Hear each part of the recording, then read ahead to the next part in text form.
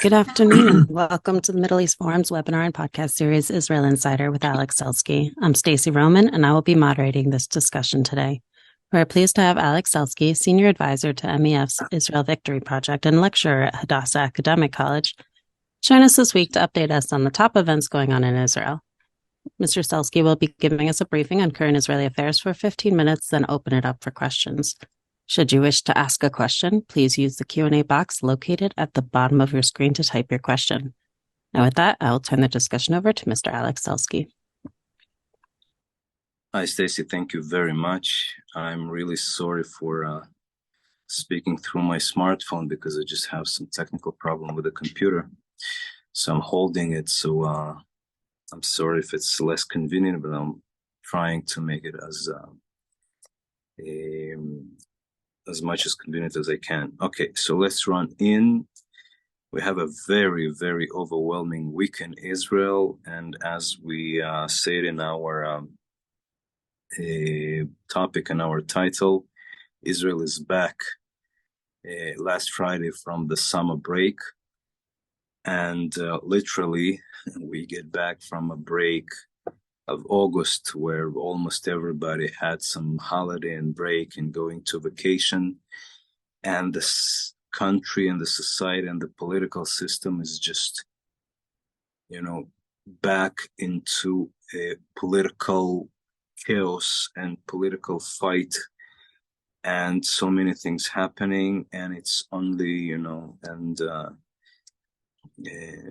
it's only getting warmer into the next week. So let's go one by one and try with our short time as always to give you the major events and the major points, and as I always try to pick them, the most important and the most influential things that happen. So, we cannot speak about last week in Israel without speaking about the September 1st, when 2.5 million children, Israeli children, got back to schools and kindergarten, the educational system. And it's always a festival. Israel and Jews generally are, people of family, people of kids, many kids. So it's a major event, I can tell you, as a father, when you finally send your children to school and kindergarten, and then you have much more time to get back to, the regular arguments, which we always have. Now, usually, every year, we have tension before the September 1st because of potential strikes of the parents and organization, of the teachers. And again, this year as well, we had a warning of a strike that was canceled just one day before, and they reached agreement and all the kids got back. And my eldest daughter went to the first grade, so it's very touching. And since then, we see that many things happen. So let's go one by one. First of all, and very important thing that happened on Saturday are the rights of some call them illegal workers, some call them illegal immigrants, some call them asylum seekers from Africa, from Eritrea. Eritrea is a country of war, of conflict, and many Eritreans escaped to Israel. Some will say, and I think that this is right, that majority of them not just escaped, but came to work. And we know that they came through Egypt while they paid to smugglers to get to Israel. Israel is the only Western developed country that one can come from Africa by walking. You should understand that. And that's a huge problem that Israel faced more than 10 years ago. And in 2012, then Prime Minister Benjamin Netanyahu built a fence around the border with Egypt, which stopped the illegal immigration from Africa. I was then his advisor and media advisor, and I remember that very well. And these riots on this Saturday were because the embassy of Eritrea organized some kind of an event, and all the immigrants that live in southern Tel Aviv, who primarily are against the government of Eritrea, they just opened in riots, very violent, more than 50 people injured, including policemen. Huge vandalism, which Israel not used to. All the demonstrations that we have around the judicial reform, we never saw violence like this. Weapons, just, breaking cars and breaking vandalism of offices and restaurants, something that Israel is very not used to. And as a result of this, the right wing, claimed that, we knew that, we said it will happen. We told that Israel should deportate them. And who stopped it? Supreme Court. So it became another break in the wall of those who support the reform and those who use it for the clash over the reform. And now, again, all the issue of deportation is back. That's one. Second, we are at a noting of 30 years of Oslo Accords, which were signed on the lawn of the White House on September 13th, 1993. 30 years will be next week. Many discussions in Israel take place. We, Middle East Forum Israel and the Israel Victory Project, we were organizing together with two big partners big conference in Israel together with Bitchonistim, which is security former high rank officers, and the Jerusalem Center for State Affairs, Public Affairs, we organized also a big event about the conclusions and the lessons of Oslo Accords. And overall, I can say that today, much more than in the past, people understand that Oslo was a failure, that the Palestinians never meant to have a peace agreement, that they saw Oslo Agreements as Israeli weakness, as their victory after the first Intifada. And today people understand that, and we see that this understanding is wider and wider. And it takes us again into the fight between right and left, and right against uses this as, we knew, we warned, you didn't listen, we were right. And it will be definitely taken into the fight over the judicial reform. And all the big newspapers had or will have a very big coverage of 30 years to Oslo. And I don't think that you have today anyone in the left among those who were part of the agreement who will tell you today that it was not failure. For all the reasons, Israel was, not meaning to do it, and Palestinians didn't mean to do it. Everybody comes from his angle, but everybody, I think, not maybe everybody, but total majority will agree that it was failure, and it adds a big tension today also. Another thing is that next Monday, less than a week from now, we have the hearing in the Supreme Court, which Israel expects very much, a hearing in the Supreme Court concerning the cancellation of the reasonableness clause. And over that, today, the chairman of the parliament of the Knesset, member of Knesset, Amir Ohana, spoke and said that Knesset actually, in simple words, warns the Supreme Court not to cross the red line of canceling the basic law. And if it does, the Knesset will not easily accept that. And it means actually that if the Supreme Court will really try to cancel this law, actually the chairman of the Knesset, the speaker of the Knesset, says that Knesset might not obey, and it can be a very big judicial crisis in Israel. And it happened just today. And Yariv Levin, the minister that promotes the reform, supported the statement of Amir Ohana.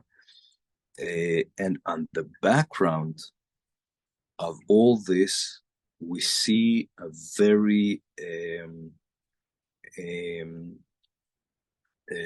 thriving negotiations, progressing negotiations of the coalition with the opposition through the president to get an agreement for actually freezing majority of the reform of the legislation for about a year and a half. And definitely Yariv Levin and his supporters don't like it. And everybody was very surprised by the interview of the National Security Advisor,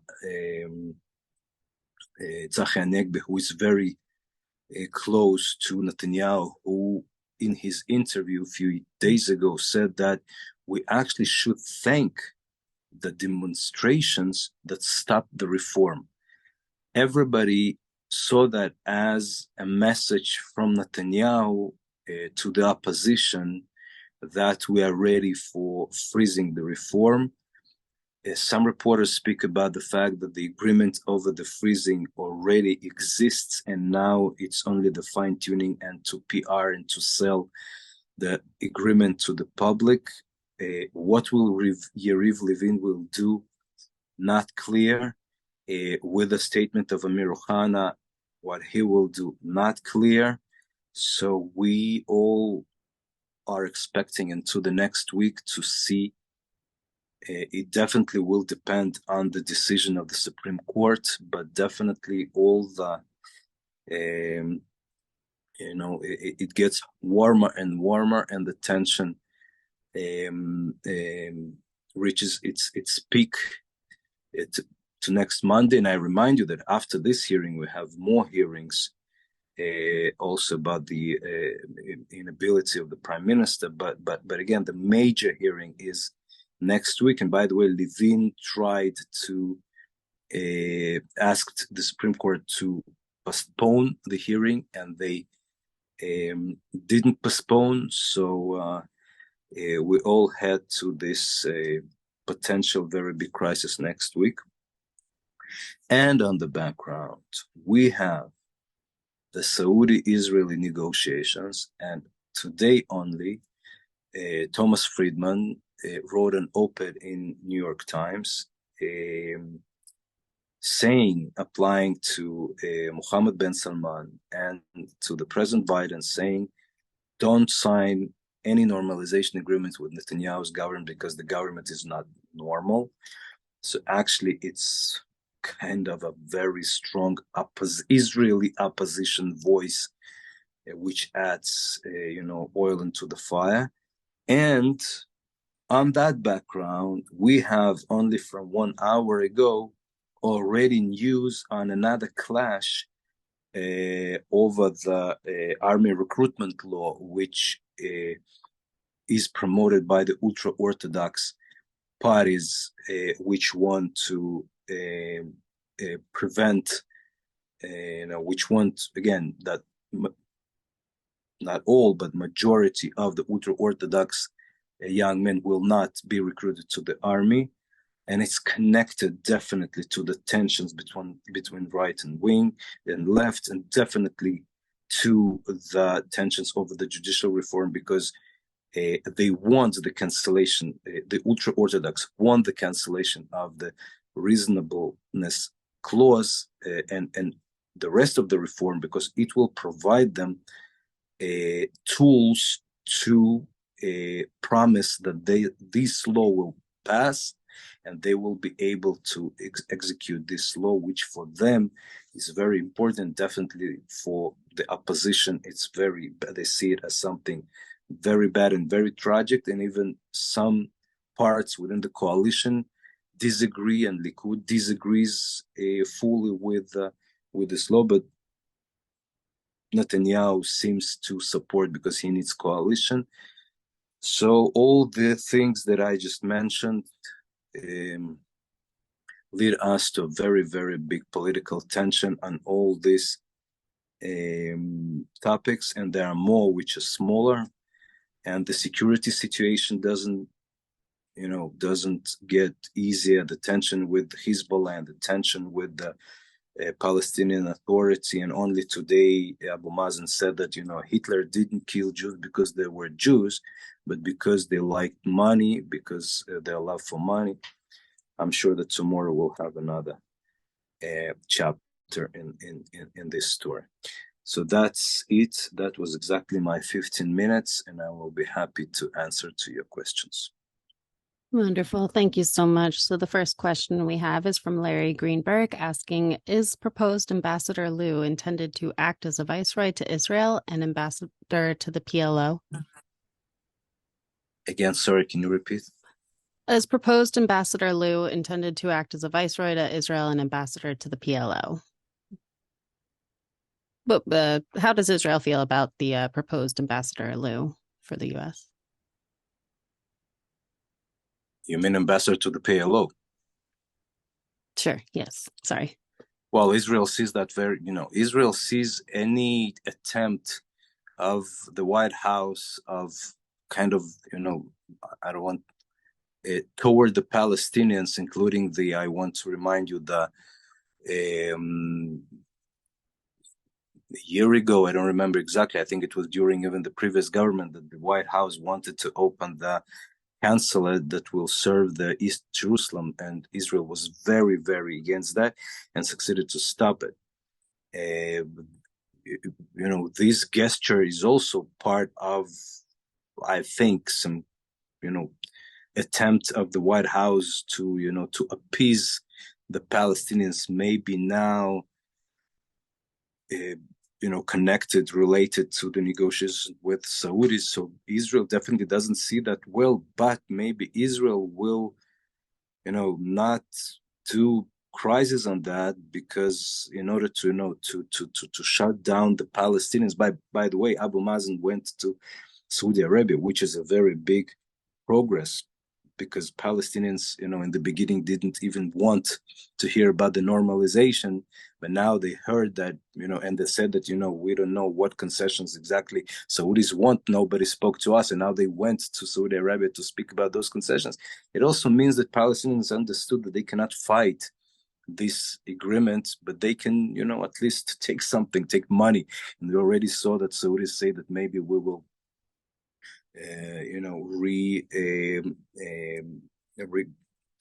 will start again payments to the Palestinian Authority, with which they stopped a few years ago. So I think Israel will not make any big crisis. Understand? I think it kind of it's part of the whole deal. Let's see. I don't know. It's so much unknown information for us around the whole deal and negotiations with the Saudis. So I don't know, what is part of it, what is not part of it, and how Israel will react.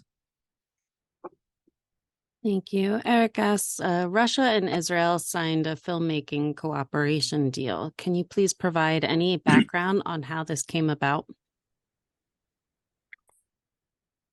I don't have too much information, but I think that as majority of people who heard about it were very surprised because of the situation today, because, Russia is very much boycotted by the West, in also in the filmmaking and cultural field, and Israel does sign such an agreement. I don't think that it will be met well in Israel and in the West, and I already saw it. I think that it was done in order to show to Russia some kind of, normal business, and to show to Russia that, we are not part of the West in terms of the sanctions, and Israel really didn't join much of the sanctions against Russia. It's a complicated agreement and decision, and I think that Israeli government tries to to dance, to be with, not to lose Russia, but it will demand explanations to within Israel and toward the West. Let's see. Thank you. Barak Korkmaz asks, can you comment on the Israeli-Cyprus-Greece Trilateral alliance? Is this alliance alienating Turkey in the region? Well, Turkey definitely sees that as such, because after all, there is a very, very technical business decision if to build the pipeline to Europe through Turkey or through Cyprus, and then Greece, and then Italy, which is one of the biggest buyers of gas in Europe. But so definitely, it's a very significant decision for Israel.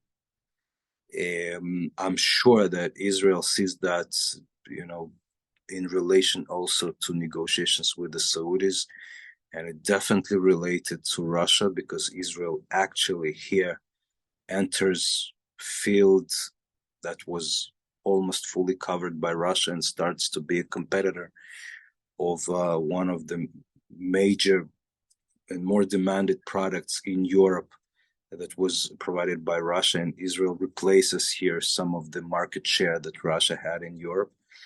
And definitely, if it will be done, without Turkey, it will mean much. I don't know. So far, we saw Prime Minister visiting Cyprus. Let's see if what it means.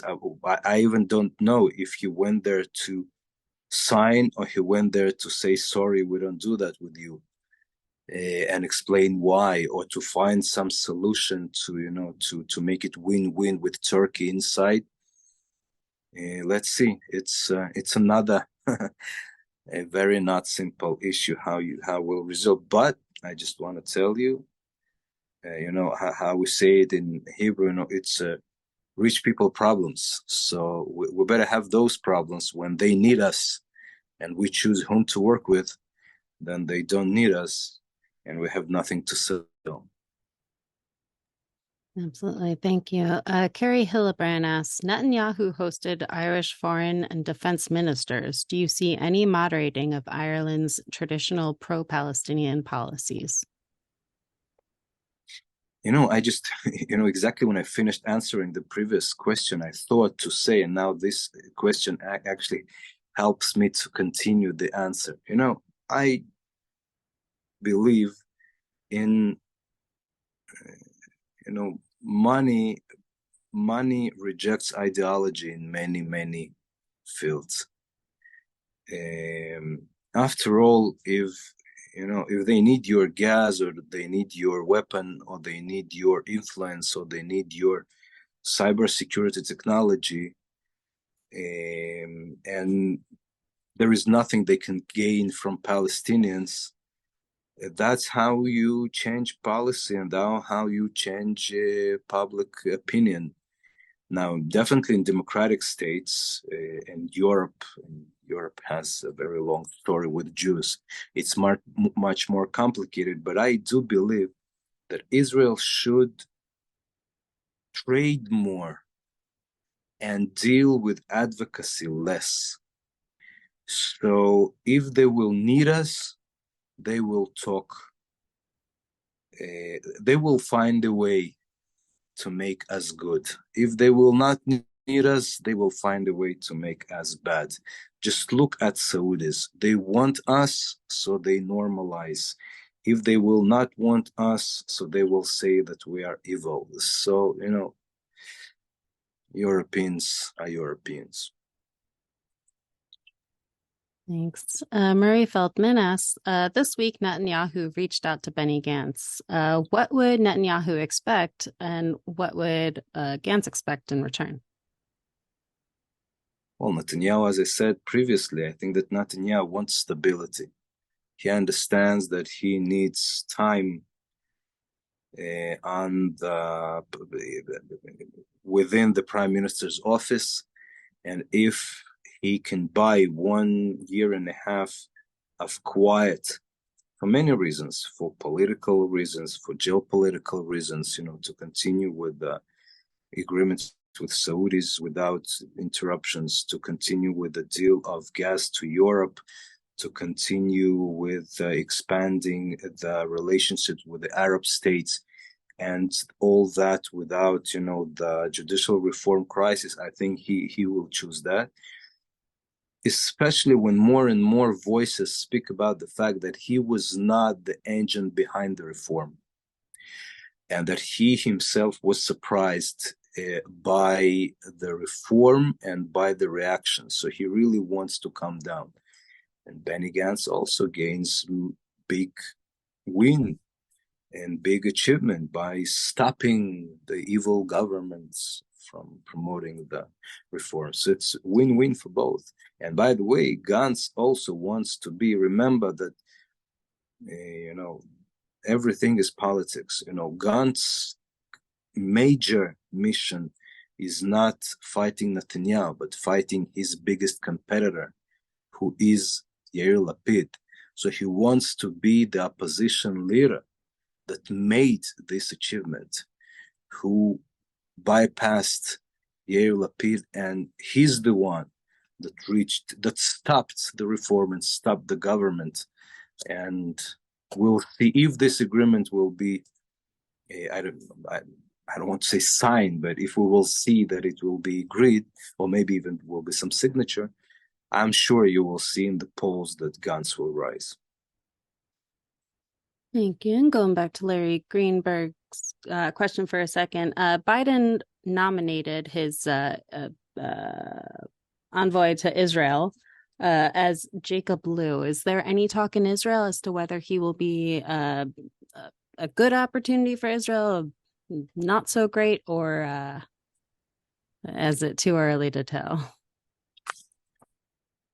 Again, I don't know. The previous, I'll tell you honestly, I didn't learn enough yet on him. The previous ambassador to Israel was very, let's say, in gentle words, not cooperative with the government. And it was, I think, very hard for the government. I don't know yet. I will be honest, I didn't learn that enough yet to understand. Again, remember that I think that Biden today tries to cooperate more with the government of Israel because he needs it. He needs it for the deal with Saudis. So he might put someone who will be much more cooperative than 1-2 years ago, because he needed less. And then also I remind you that the previous government was much closer to Biden, right? So that's my assumption. Let's see. Thank you so much. So we've come to the close of our webinar and podcast. Alex, thank you for taking time to update us this week. Thank you very much. Of Goodbye. course. For our viewers and listeners, please join us Friday at 1 p.m. Eastern for a webinar with Assad Noor discussing why Western Islamists want to murder me. Thank you all for joining us, and I hope you have a wonderful day.